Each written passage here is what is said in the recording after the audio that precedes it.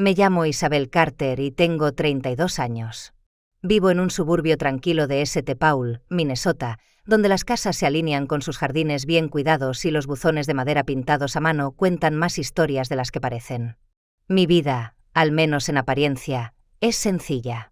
Soy madre soltera y dedico mis días a criar a mi hijo de 8 años, Nathan, y a trabajar como diseñadora gráfica independiente.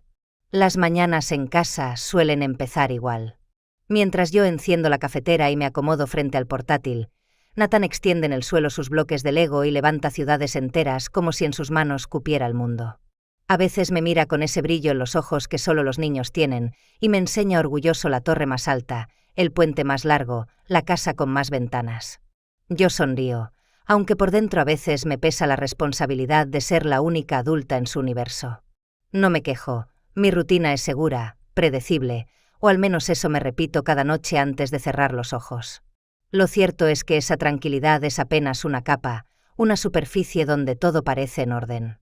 Debajo late algo que siempre he llevado conmigo, algo que desde niña me ha perseguido como una sombra, una sensibilidad extraña, un don que jamás supe comprender del todo.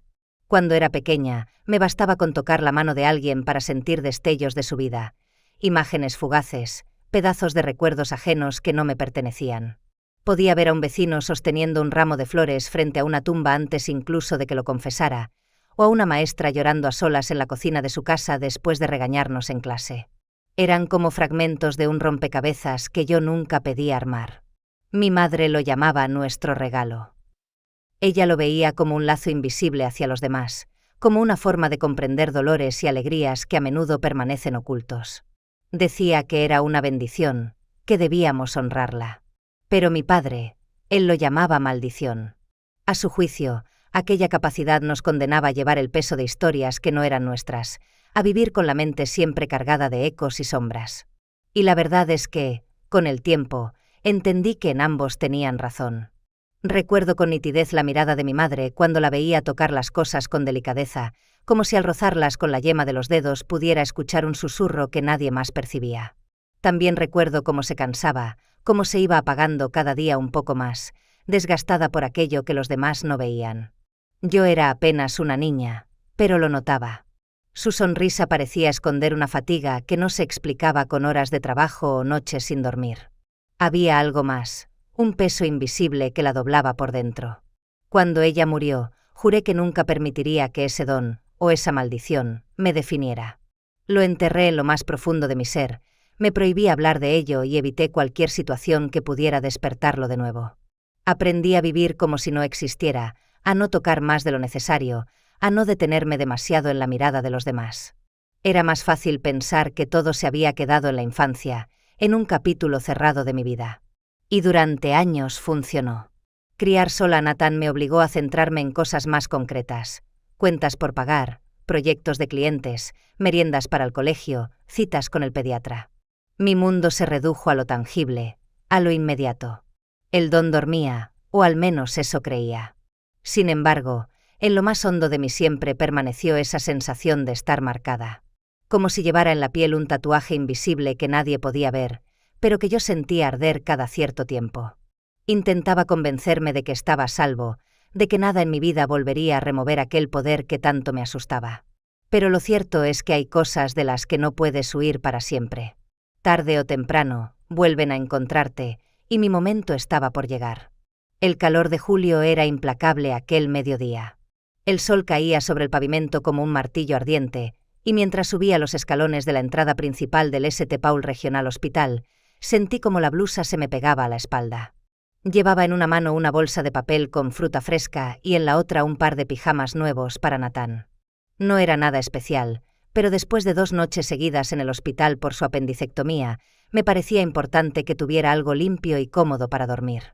Atravesé las puertas automáticas y me acerqué al mostrador de recepción, donde una mujer de rostro inexpresivo masticaba chicle tras el cristal. «Buenas tardes. Vengo a ver a Nathan Carter. Estaba en la habitación 17», dije, con una sonrisa cansada. La recepcionista tecleó unos segundos, sin levantar la vista. Luego soltó con desgano: «La habitación 17 está en remodelación. Su hijo fue trasladado. Pregunte en la segunda planta». Me quedé helada. La noche anterior lo había visitado en esa misma habitación, y todo había parecido perfectamente normal. Sonreí de forma automática, agradecí la información y me dirigí hacia las escaleras. Pero por dentro, algo en mi estómago se contrajo. No había explicación lógica para aquel cambio repentino, y la apatía de la recepcionista no hizo más que aumentar mi inquietud. En el segundo piso, el pasillo estaba extraño, casi desierto. Donde la noche anterior había enfermeras entrando y saliendo, ahora solo quedaban paredes desnudas y un hombre con una cinta métrica en la mano, tomando medidas para repintar. La habitación 17 estaba completamente vacía, sin cama ni equipo médico. «Disculpe», pregunté al pintor, intentando controlar el tono de urgencia en mi voz. «¿Sabe a dónde llevaron al niño que estaba aquí anoche?» Él se encogió de hombros. «No tengo idea, señora, yo solo pinto». El corazón me empezó a latir más fuerte. Salí al pasillo, con la vista recorriendo cada rincón, buscando a alguien que pudiera darme una respuesta. El eco de mis pasos me parecía demasiado fuerte, como si aquel piso entero hubiera quedado suspendido en una calma antinatural. Finalmente vi a una joven enfermera que empujaba un carro de suministros. En su placa podía leerse Olivia. Me acerqué casi corriendo. «Perdone, estoy buscando a mi hijo, Nathan Carter». Estaba en la 17, pero me dijeron que lo habían movido. Olivia consultó una tableta en sus manos y asintió rápidamente. «Sí, aquí está. Está siendo preparado para el alta». Lo trasladaron a la habitación 3 en el tercer piso, para que el médico pueda firmar los documentos de salida. «¿La habitación 3?» pregunté, frunciendo el ceño. «Sí, en el tercer piso. Todo en orden», añadió con una sonrisa nerviosa, antes de alejarse con pasos apresurados. Me quedé inmóvil unos segundos, como si las palabras no terminaran de encajar en mi mente.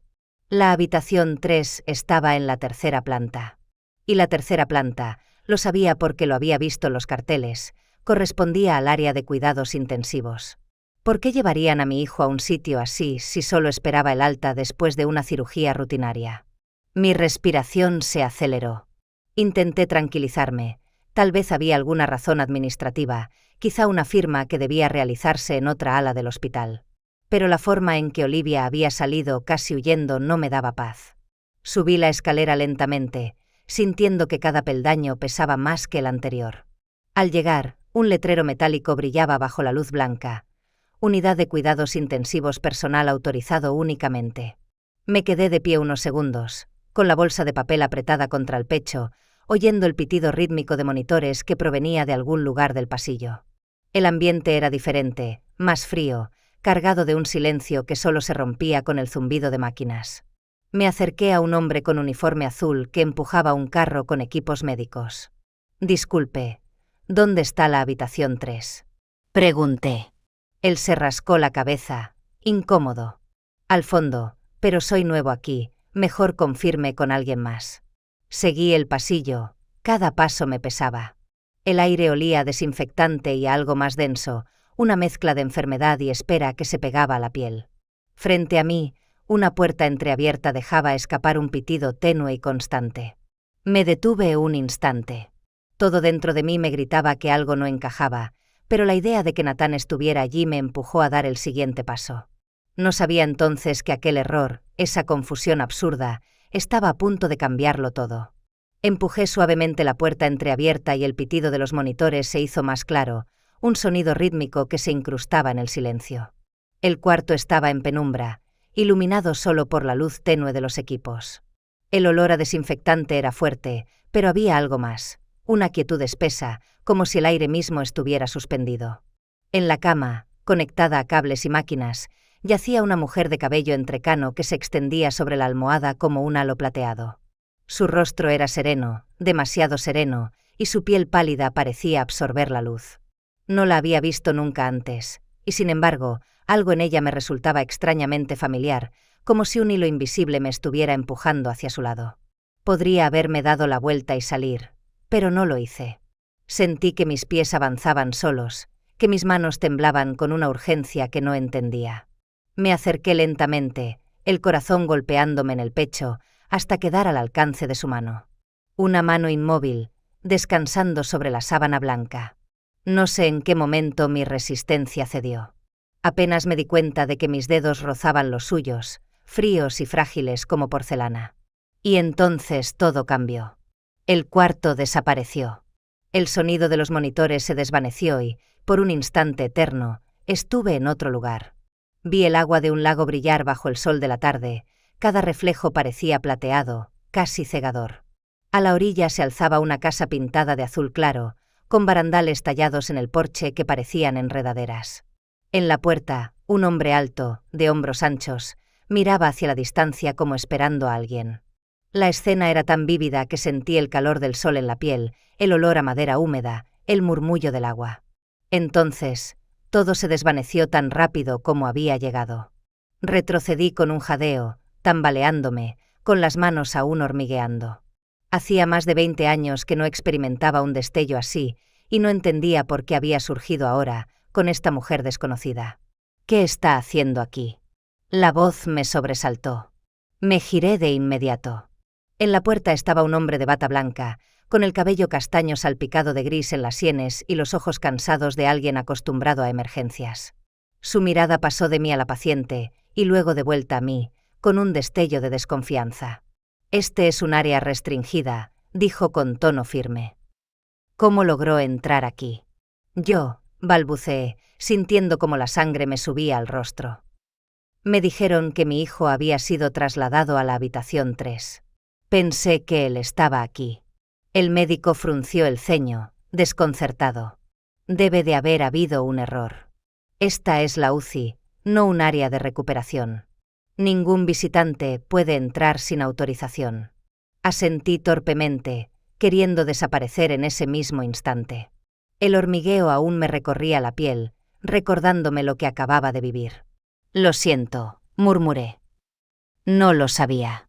Sus ojos se endurecieron. ¿Qué estaba haciendo junto a ella?, preguntó, cruzándose de brazos. Respiré hondo, intentando encontrar palabras. La verdad era ridícula, pero no podía mentir. Solo toqué su mano. Pensé que podía estar sola. Por un instante, vi que su expresión se suavizaba, aunque fuera apenas.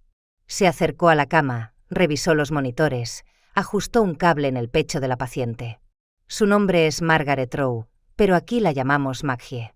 Lleva 2 semanas así, completamente inconsciente. Lo miré sorprendida. ¿Qué le ocurrió? Fue encontrada cerca del Silver Pines Lake, durante una tormenta eléctrica. Estaba pintando en un caballete cuando un rayo alcanzó un árbol cercano. No sufrió quemaduras ni lesiones visibles, pero cuando llegaron los paramédicos ya estaba inconsciente. Sus signos vitales son estables, la actividad cerebral está presente, pero es como si su mente estuviera bloqueada. El nombre del lago me atravesó como un escalofrío. Silver Pines Lake. El mismo lago que acababa de ver en mi visión. No podía ser coincidencia. ¿Tiene familia?, pregunté, con la voz apenas audible. El doctor negó con la cabeza. No hemos podido localizar a nadie. No llevaba identificación, solo pinceles y un bolso con materiales de arte. La policía todavía intenta reconstruir su vida. Tragué saliva. El impulso de callar era fuerte, pero algo en mí exigía hablar. Cuando la toqué, vi algo. Una casa azul, justo junto al lago. Y un hombre en la puerta. Era tan real que parecía estar allí. El médico se irguió, con la mirada fija en mí. ¿Está diciendo que tuvo una visión? Me mordí el labio, deseando negar, pero la urgencia en mi interior me obligó a admitirlo. Sí. No sé cómo explicarlo, pero sentí que era un recuerdo suyo. El silencio llenó la sala, roto solo por el pitido regular del monitor. Él me observaba como evaluando si yo estaba delirando o si acababa de escuchar una verdad demasiado extraña para encajar. Finalmente habló con un suspiro. Escúcheme bien. Sea lo que sea que usted crea haber visto, no lo repita fuera de aquí. Las familias se aferran a cualquier esperanza, y si esto llega a oídos equivocados, podría hacer mucho daño. Entiende. Asentí, con el corazón acelerado. No quiero dar falsas esperanzas, susurré. Solo, no siento que esté perdida. Es como si estuviera atrapada en algún lugar entre la memoria y la oscuridad. Él me miró largo rato, como calibrando si debía creerme. Al final, bajó la voz. Si nota algo más, cualquier cosa, dígamelo a mí directamente. A nadie más. Mientras me indicaba la verdadera habitación de Nathan, mis ojos se quedaron en la mujer inmóvil sobre la cama. Margaret McHero. Parecía dormir, como si en cualquier momento pudiera abrir los ojos si alguien pronunciaba su nombre en el tono exacto. Y yo, sin explicación alguna, sentía que un vínculo invisible me unía a ella. Aquella noche, después de que Nathan se quedara dormido en su cama con los brazos rodeando a su dinosaurio de peluche, me senté en el porche de la casa de mi padre. El aire de verano era denso, cargado con el zumbido persistente de las cigarras, y el cielo de St. Paul estaba despejado, tachonado de estrellas. Intentaba concentrarme en la serenidad del momento, pero mi mente no podía soltar la imagen de la mujer en la cama del hospital ni la visión del lago que había aparecido cuando la toqué. Mi padre, Robert Carter, estaba frente a mí, inclinado sobre un trozo de cuero que tallaba con paciencia. Sus manos curtidas, marcadas por décadas de trabajo, se movían con la precisión de quien conoce cada herramienta como una extensión de su propio cuerpo. Siempre lo había admirado por eso, la calma que irradiaba, la forma en que podía transformar un simple pedazo de piel en algo duradero y bello. Él levantó la vista cuando notó que yo estaba demasiado callada, la mirada perdida en la oscuridad. «Tienes algo en la cabeza», dijo con voz grave, esa voz que no necesitaba más que unas pocas palabras para llegar directo al centro. Tragué saliva, indecisa. Durante años había evitado hablar de esto, incluso con él, aunque sabía que lo sospechaba. Pero aquella noche no podía callar más. Hoy toqué a alguien, empecé, con la voz baja. Una mujer en coma. Y vi cosas.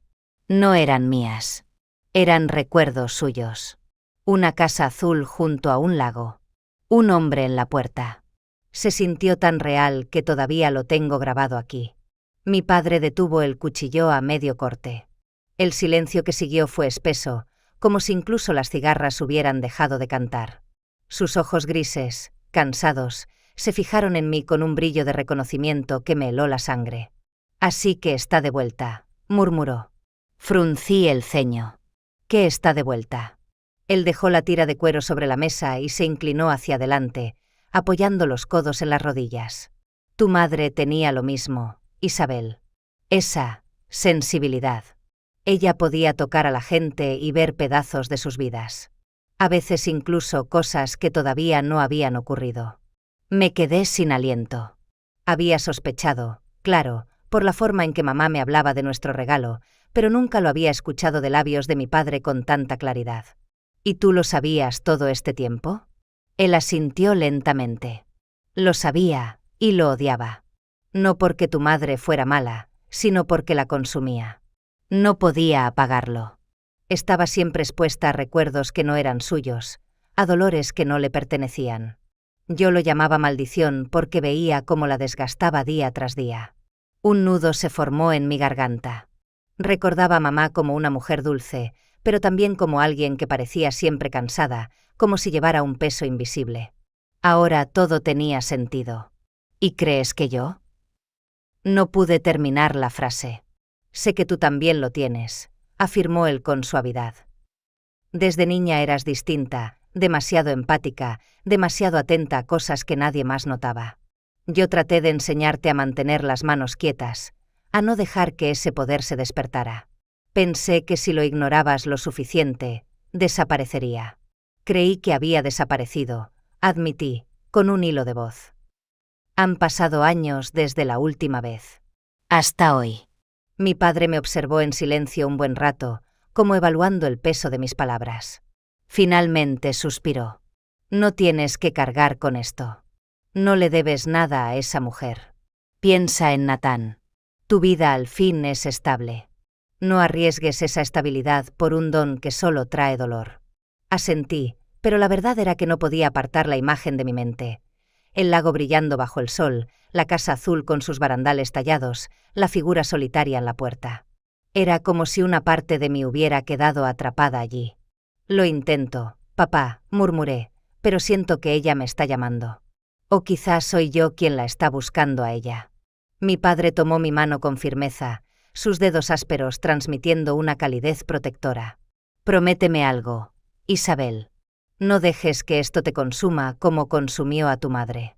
Tienes un hijo que te necesita aquí, en el presente. Yo asentí, aunque por dentro sabía que la promesa sería difícil de cumplir. Porque desde el momento en que rocé la piel de aquella mujer, supe que nada volvería a ser igual. El amanecer siguiente me sorprendió con los ojos abiertos mucho antes de que sonara el despertador de Natán. Había dormido poco, interrumpida por imágenes recurrentes de la casa azul junto al lago. Era como si cada detalle se hubiera grabado a fuego en mi mente. El color gastado de la pintura, el porche con barandales tallados, el resplandor plateado del agua bajo el sol. Cuando Natán se levantó somnoliento, yo ya había preparado su mochila con botellas de agua y algunos bocadillos. ¿Mamá? ¿A dónde vamos tan temprano?, preguntó frotándose los ojos. Solo una salida rápida. Necesito revisar algo de trabajo, mentí, incapaz de explicarle lo que realmente me impulsaba. Para media mañana, nuestro coche avanzaba por una carretera rural que serpenteaba junto a la orilla del Silver Pines Lake. El agua brillaba bajo el sol de julio, y pequeños botes de pescadores se mecían suavemente en la superficie. Natán, pegado a la ventana, exclamaba cada vez que veía un kayak o una garza levantando vuelo. Yo, en cambio, tenía la mirada fija en el GPS, guiándome hacia una dirección que sentía conocer de memoria sin haber estado nunca allí. Y entonces la vi. La casa. 2 pisos, pintura azul clara con molduras blancas, los barandales tallados que parecían enredaderas subiendo por los postes del porche. Sentí un vuelco en el estómago. Detuve el coche al borde del camino, con los dedos aferrados al volante. «Mamá, ¿qué pasa?», preguntó Natán. «Nada, cariño, solo que es justo lo que buscaba», susurré. Antes de que pudiera procesar lo que hacía, la puerta principal se abrió y un hombre salió al porche. Alto, de hombros anchos, el cabello oscuro despeinado y una barba incipiente que le daba un aire descuidado. Sus ojos, cansados y algo desconfiados, se clavaron en mí. «¿Puedo ayudarla?», preguntó con voz grave, cargada de cautela.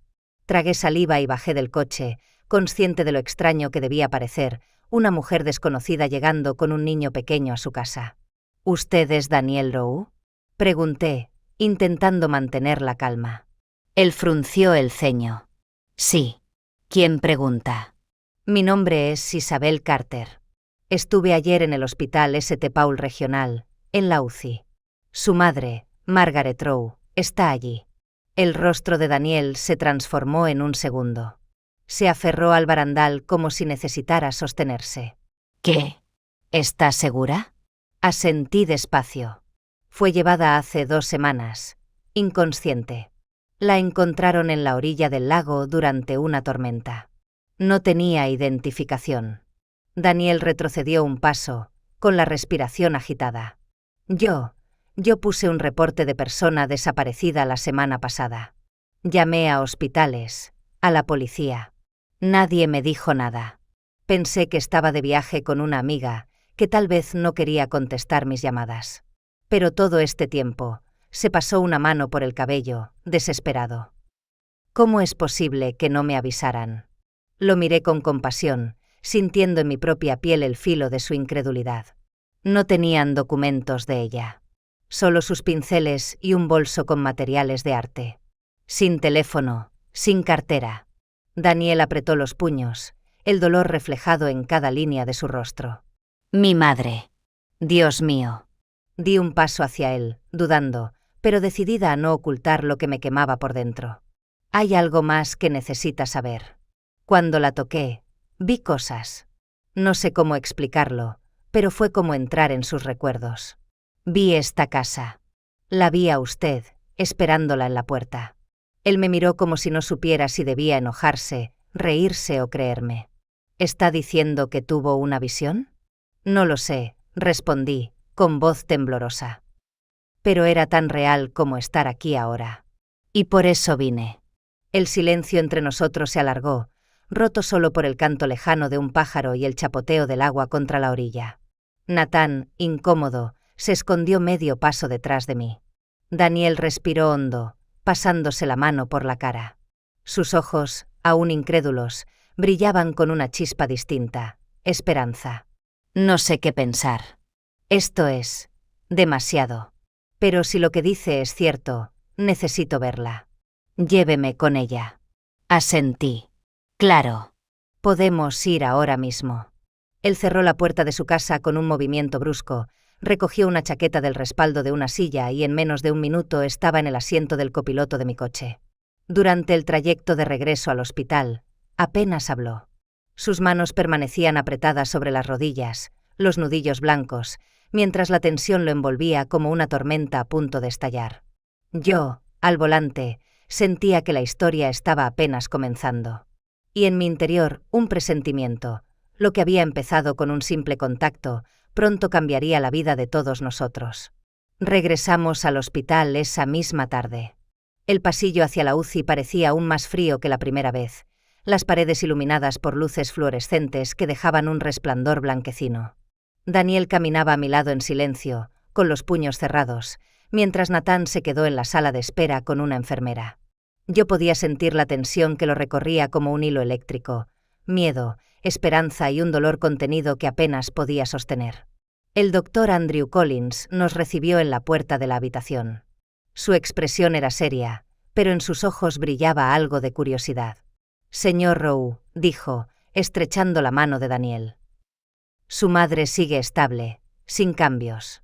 Pero hay algo que necesito intentar con la señorita Carter». Daniel me miró, confundido, y el doctor continuó. «Ayer, después de que ella tocara a su madre, registramos una leve variación en la actividad cerebral. Nada definitivo, pero es la primera señal de movimiento en 2 semanas». El rostro de Daniel se tensó. «¿Está diciendo que ella puede ayudarla?» El doctor se encogió de hombros. «No hay garantías. Solo sabemos que la paciente reaccionó en ese momento. Si quieren, podemos observar de nuevo». El corazón me latía en la garganta. Sentí que todos los ojos estaban puestos sobre mí, como si de pronto fuera responsable de algo que no había pedido. Aún así, asentí. «Lo intentaré». Entramos en la habitación. Maggie estaba como la había visto antes, inmóvil, el cabello plateado extendido sobre la almohada, los monitores marcando un compás monótono. Daniel se detuvo al pie de la cama, sus labios temblando como si quisiera hablar pero no encontrara palabras. Me acerqué con paso lento. «Hola, Margaret, soy Isabel», susurré, aunque sabía que no podía responderme. Mis dedos temblaban cuando los extendí hacia su mano inerte. El doctor ajustó una hoja en el monitor, observando cada línea de actividad. Y en cuanto la toqué, el mundo se disolvió. De golpe me encontré en un patio soleado, viendo a una niña de cabello rubio miel sentada en los escalones de madera. Balanceaba las piernas mientras abrazaba contra el pecho un caballito de madera, tallado con cuidado. Un hombre de manos ásperas y camisa de trabajo estaba frente a ella, sonriendo con ternura. «Gracias, papá», dijo la niña, su voz clara, y se lanzó a su cuello entre risas. La imagen se desvaneció y fui arrastrada a otra. Una Margaret más grande, de unos 12 años, sostenía un cuaderno de bocetos en un campamento de verano. Su voz temblaba mientras explicaba sus dibujos, mientras otros niños se reían de su acento de pueblo. Un consejero se inclinó a su lado y le dijo: «Tienes talento, Margaret. Talento real». Esa frase la envolvió como un abrigo en un día frío. Otro salto. Una tarde lluviosa, luces difusas en la calle. Una Margaret adolescente bajo un castaño, con lágrimas en las mejillas, sonriendo entre sollozos cuando un chico le puso su chaqueta sobre los hombros y le susurró algo antes de besarla. El primer amor, frágil y dulce. Después, una boda íntima, sencilla. Margaret vestida de blanco, tomada de la mano de un hombre serio, distinto del chico bajo el árbol. Y poco después, un bebé llorando en un pequeño apartamento, mientras ella lo acunaba con los ojos llenos de cansancio y amor. El bebé tenía los mismos ojos que Daniel. Las escenas se aceleraron como un carrete de película. Una sala repleta de lienzos, Maggie pintando hasta la madrugada, con facturas acumuladas sobre la mesa. Su rostro iluminado por la pasión del arte, incluso en medio de la soledad. Su vida entera entrelazada con pinceladas, tormentas en los lienzos y noches en vela. El torrente se detuvo tan de golpe que me mareé. Volví a la habitación, jadeando, con lágrimas en los ojos. Y entonces lo vi, una lágrima resbalaba lentamente por la sien de Maggie. Sus dedos, inmóviles hasta entonces, se contrajeron apenas, como un gesto diminuto de vida. Mamá. La voz de Daniel se quebró al mismo tiempo que se abalanzaba hacia ella, tomando su mano entre las suyas. Sus ojos brillaban, húmedos, como si todo el dolor acumulado encontrara por fin una grieta por donde salir. El doctor Collins se inclinó hacia los monitores, sus pupilas dilatadas de sorpresa. Respuesta motora. Primera desde el ingreso, murmuró, anotando apresurado en el gráfico. Yo, con la mano todavía sobre la de ella, apenas podía hablar. Está allí dentro. Lo sé. Está luchando por volver. Daniel apretó los labios, su frente apoyada contra la mano de su madre. Resiste, mamá. Te necesitamos. Y en ese instante entendí que lo que había comenzado como un accidente, un toque impulsivo, ahora era un vínculo imposible de romper. 3 días después de aquella primera lágrima, algo cambió. Yo había pasado cada tarde sentada al lado de la cama de Maggie, hablándole suavemente, contándole pequeñas historias que había visto en sus recuerdos, mientras Daniel se mantenía cerca, con una mezcla de temor y esperanza pintada en el rostro. Esa mañana, sin previo aviso, sentí un leve movimiento bajo mis dedos. Maggie apretó mi mano, casi imperceptible, pero lo suficiente para hacerme contener la respiración. Sus párpados temblaron y de pronto se abrieron lentamente. Maggie. Susurré, con la voz rota de emoción. Sus ojos, de un gris suave, vagaron por la habitación desorientados. La luz de los monitores se reflejaba en sus pupilas dilatadas. Su boca se abrió y apenas dejó escapar un murmullo. Daniel se levantó de golpe, con los ojos inundados de lágrimas. Mamá. Soy yo, Daniel, estoy aquí. Ella lo miró, confundida, como si las palabras no le llegaran del todo. Su frente se arrugó en un gesto de angustia. No sé quién eres, dijo en un susurro tembloroso. Sentí como la esperanza de Daniel se desplomaba en cuestión de segundos. Sus hombros se encogieron como si llevara el peso del mundo. No me recuerdas. Soy tu hijo, repitió, con la voz quebrada, como si al decirlo más veces lograra que ella lo reconociera. El doctor Collins entró en la habitación al escuchar la conmoción. Se acercó a la cama y revisó sus signos vitales mientras mantenía una calma profesional. Es normal en estos casos, explicó, con tono sereno pero firme. Maggie ha despertado de un coma prolongado. Lo que estamos viendo es amnesia retrógrada. Sus recuerdos recientes e incluso parte de los pasados están bloqueados. A veces es temporal, otras veces puede durar más, o no resolverse del todo. Las palabras cayeron sobre Daniel como piedras. Yo vi cómo sus manos se apretaban en puños, cómo evitaba que la desesperación lo arrastrara. El doctor le puso una mano en el hombro. Lo importante ahora es crear un entorno seguro y familiar. Llévela a casa. Rodéela de lo que conoce, de lo que alguna vez amó. Eso puede ayudar a que sus recuerdos regresen. Fue así como, días después, subimos al auto de Daniel y nos dirigimos hacia la casa junto al lago Silver Pines. Maggie, aún frágil, se apoyaba en él para caminar, aunque cada contacto parecía extraño para ella. Me partía el alma verla apartar la mirada cuando Daniel intentaba sostener su mano, como si su propio hijo fuese un desconocido. El camino serpenteaba entre árboles altos y el reflejo del lago se extendía como un espejo en calma. Nathan pegaba la nariz contra la ventana, fascinado por el paisaje. ¿De verdad vamos a vivir aquí un tiempo?, me preguntó en voz baja, casi con emoción infantil. Solo mientras Maggie se recupera, le respondí suavemente, sin estar del todo segura de cuánto duraría ese mientras. Cuando llegamos, la visión me golpeó como un eco de aquel primer recuerdo. La casa azul, con el porche y las barandillas talladas, idéntica a la que había visto al tocar la mano de Maggie. Ella se detuvo frente a la entrada, observando las paredes con ojos vacilantes. «Es bonito», murmuró, como si estuviera visitando por primera vez lo que en realidad había sido su propio hogar. Daniel abrió la puerta y dejó escapar un suspiro cargado de impotencia. «Bienvenida a casa, mamá». Esa noche, Mientras colocábamos nuestras cosas en una habitación de invitados, Daniel se me acercó. Sus ojos estaban rojos de cansancio. «Necesito pedirte algo», dijo con voz grave. «Ella solo responde contigo, Isabel. Confía en ti de una manera que no logro entender. ¿Podrían, tú y Natán, quedarse aquí por un tiempo?» Lo miré, sorprendida. Sabía lo difícil que era para él admitir que no podía solo.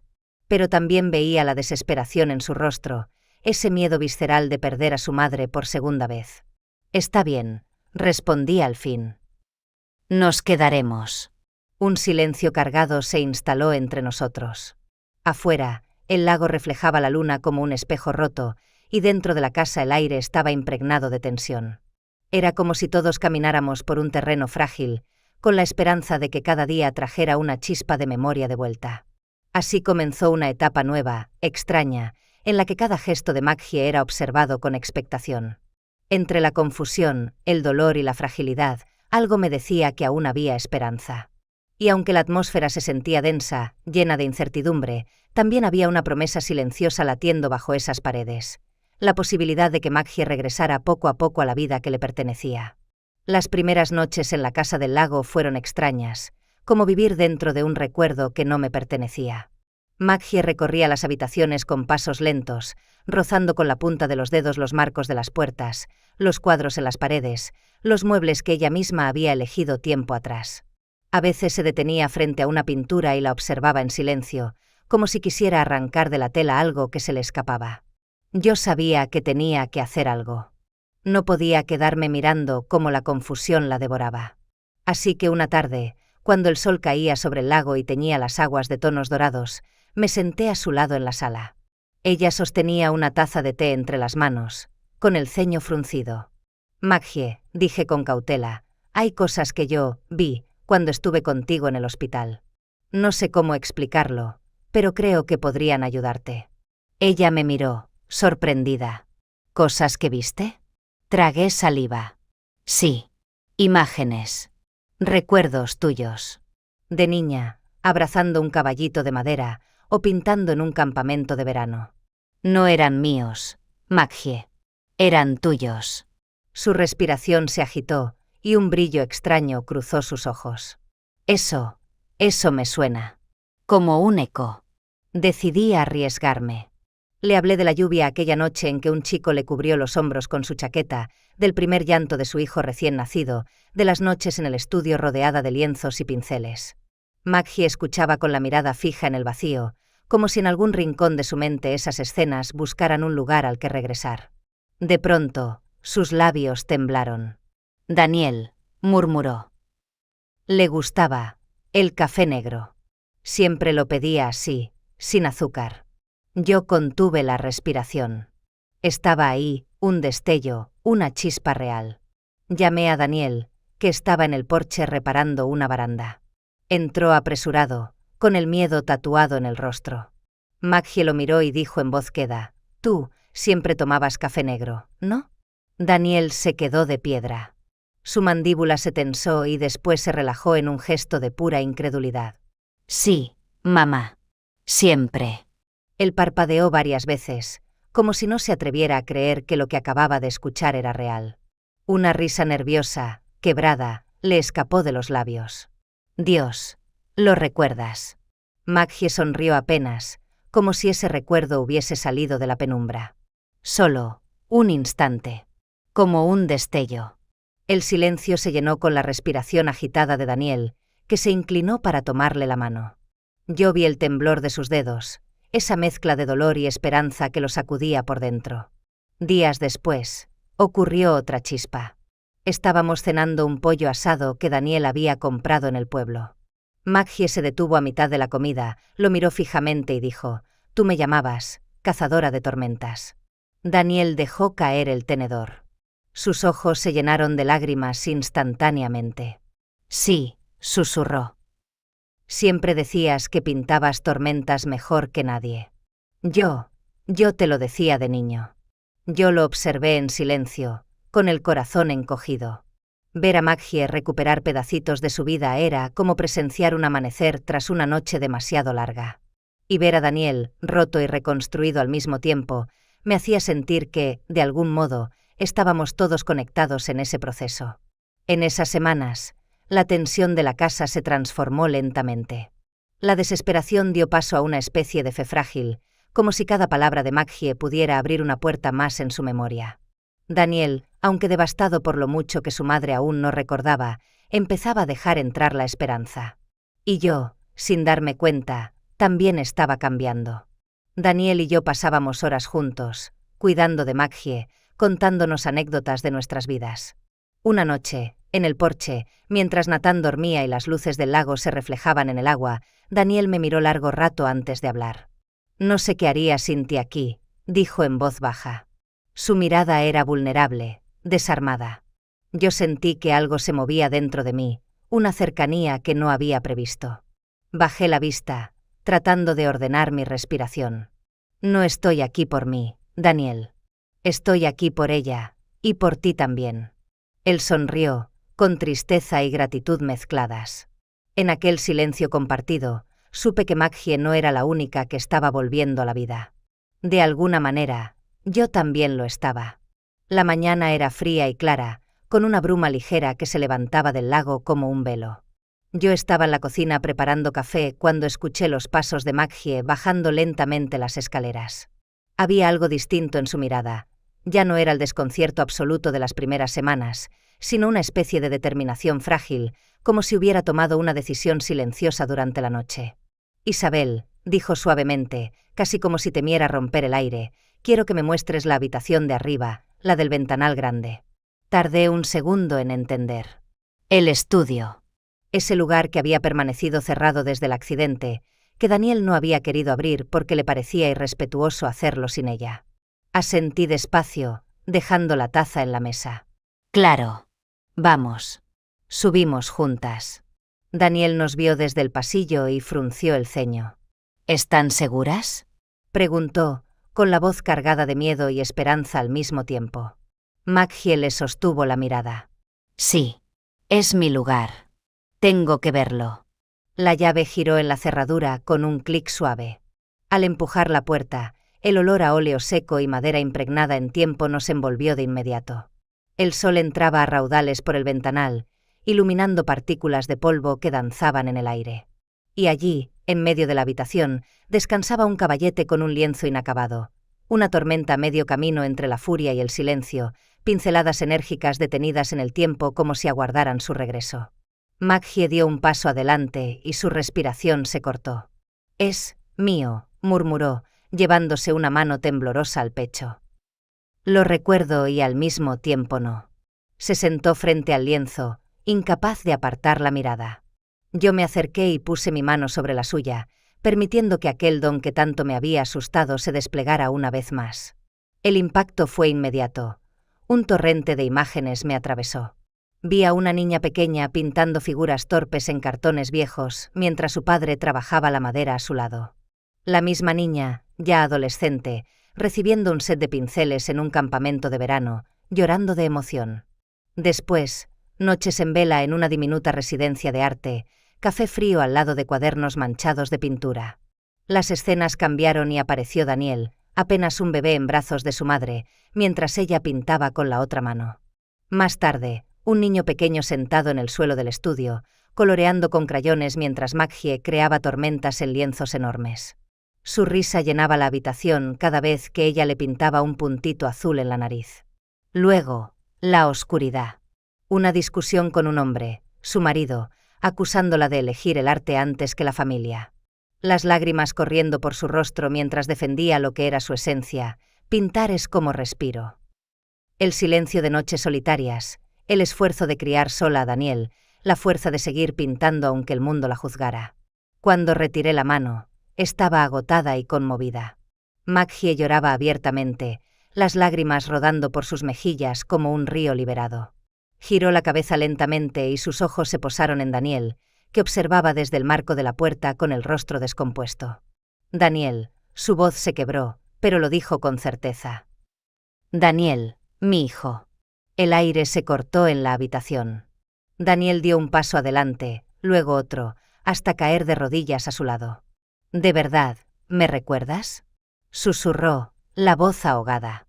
Ella le acarició la mejilla con una mano temblorosa. ¿Cómo podría olvidarte, mi pequeño cazador de tormentas? Él se deshizo en sollozos, abrazándola con la desesperación de quien ha esperado demasiado. Maggie lo estrechó entre sus brazos, y aunque el gesto aún era inseguro, fue real. Yo me quedé atrás, con lágrimas en los ojos, presenciando aquel reencuentro que parecía arrancado de un milagro. Después de un largo rato, Maggie se levantó lentamente, se secó el rostro y se volvió hacia el lienzo inacabado. Tomó un pincel con dedos que aún temblaban, lo sumergió en la pintura y comenzó a trazar sobre el cielo tormentoso. Sus movimientos eran vacilantes al principio, pero poco a poco recuperaron la firmeza. Daniel y yo la observamos en silencio mientras la tormenta del cuadro adquiría un nuevo matiz. Entre las nubes densas y los relámpagos, Maggie pintó un haz de luz atravesando la oscuridad. Un rayo de claridad que rompía la tempestad. Cuando dejó el pincel, respiró hondo. Así es como me siento ahora, todavía entre sombras, pero con la luz intentando abrirse paso. Yo asentí, con un nudo en la garganta. El lienzo, antes detenido en la violencia de la tormenta, se había transformado en un símbolo de renacimiento. Un espejo de lo que ella estaba viviendo.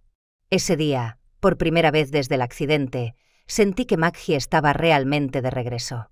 No completa todavía, pero caminando hacia la vida con pinceladas de memoria, de amor y de esperanza.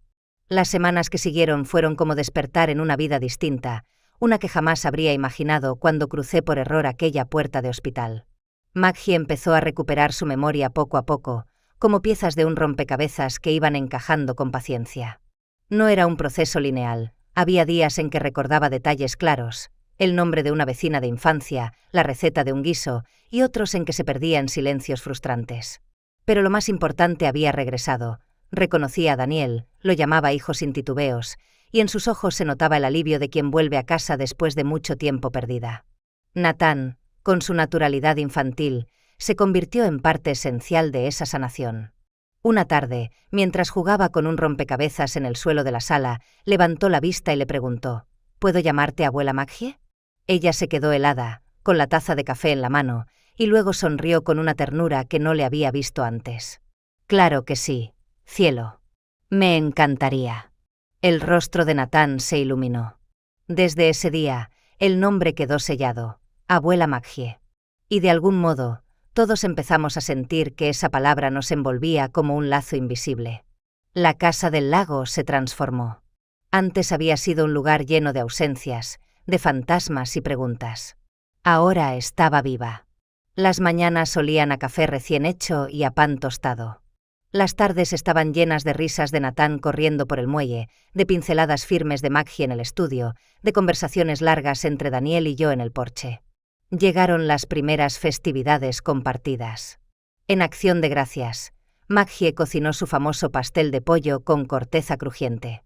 Daniel y Natán la ayudaron en la cocina, dejando harina por todas partes, mientras yo observaba la escena con el corazón lleno. En Navidad, adornamos un árbol enorme que Daniel trajo del pueblo, decorado con esferas desparejadas que habían estado guardadas por años.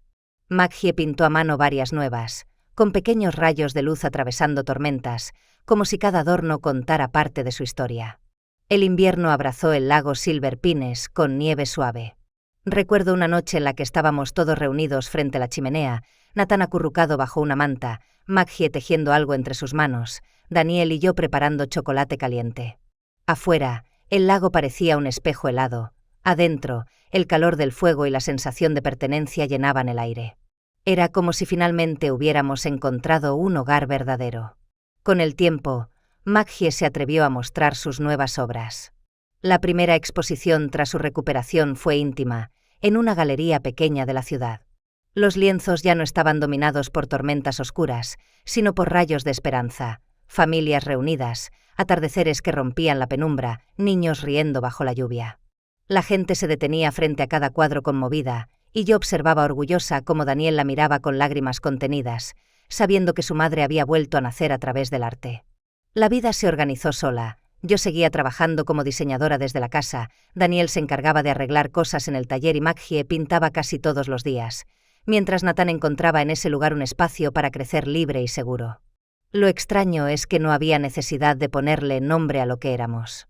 Familia, simplemente. Una familia reconstruida no por sangre solamente, sino por elección, por resiliencia, por amor. Un atardecer de primavera, Maggie nos llamó desde el estudio. Su voz cargada de emoción nos hizo subir apresurados. Cuando entramos, un nuevo lienzo nos esperaba sobre el caballete. Era un cuadro grande, vibrante. En él aparecía Nathan con su caña de pescar, sonriendo.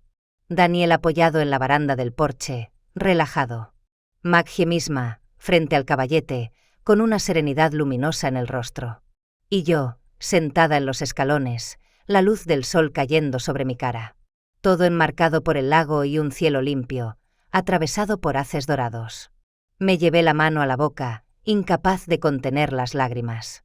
«Es hermoso», susurré. Maggie sonrió con una calma profunda. Quería pintar lo que me salvó, lo que me devolvió la vida, mi familia. Daniel me miró, con los ojos húmedos.